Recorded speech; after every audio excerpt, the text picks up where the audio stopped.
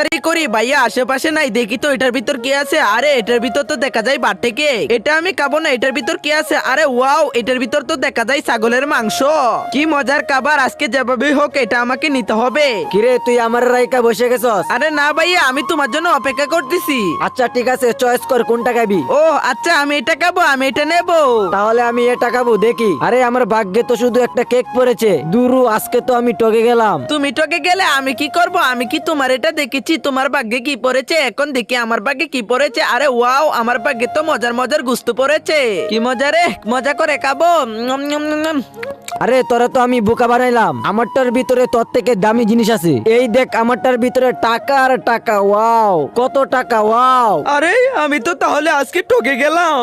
আরে রাজু দেখ কি নিয়ে আইছি। আরে মদনা, এটা কি? এটা কি নিয়ে আসলি? আরে দাদু ভাই, এটা হচ্ছে গরুর চামড়া। আচ্ছা দাদু, তুমি এখন যাও, আমরা এখন রান্না করতেছি। আরে দূর দাদা, এটা কি কাজ দিল, কি কষ্ট!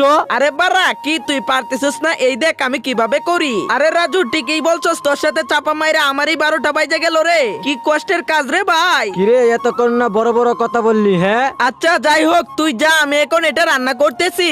এই তো সিদ্ধ হয়ে গিয়েছে, এখন এটার উপরের মাংসগুলো এখান থেকে সরিয়ে নেই। এই তো রেডি হয়ে গিয়েছে, এখন তাড়াতাড়ি গিয়ে রান্না করি।